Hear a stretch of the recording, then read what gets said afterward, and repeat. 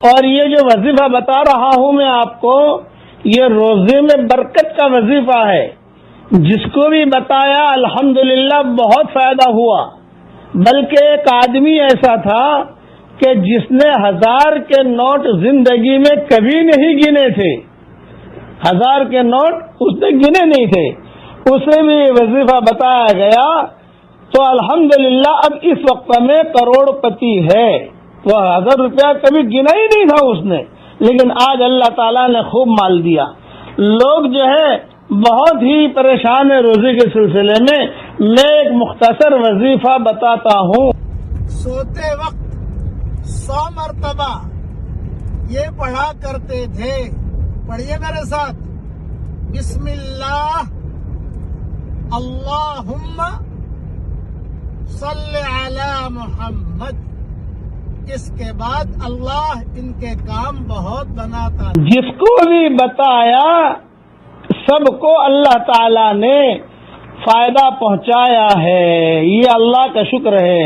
چونکہ بہت خبریں آتی ہیں، میں اس لیے یہ مختصر چیز بتا دی میں نے، لیکن شرط ہے اس میں فرض نماز کے بعد۔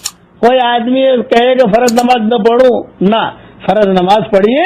فرض نماز کے بعد اطمینان سے اپنی جو سنتیں وغیرہ ہے وہ پڑھ لیجئے، جو فرض نماز کے بعد کی اذکار مسنونہ ہے وہ پڑھ لیجئے، جو دعائیں ہیں فرض نماز کے بعد آیت الکرسی ہے، تسبیح فاطمی ہے، وہ ساری کی ساری چیزیں پڑھ لیجئے۔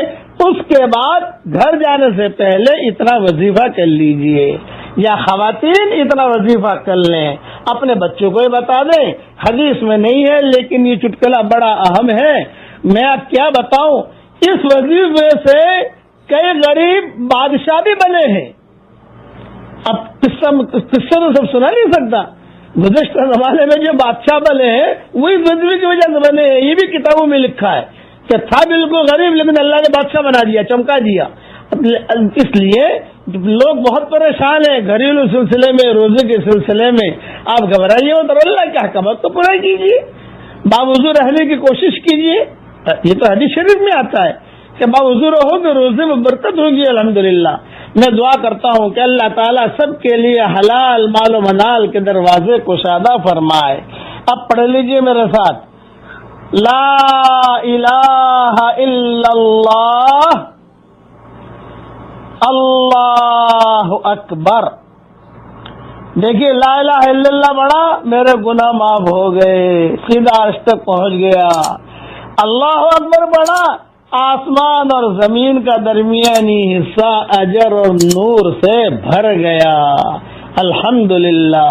اس لیے بس اب دعا کرتا ہوں کہ اللہ جو پریشان حال ہو ان کی پریشانیوں کو دور فرما، جو مقروض ہو ان کے قرضوں کے ادا ہونے کی غیب سے صورت و شکل پیدا فرما۔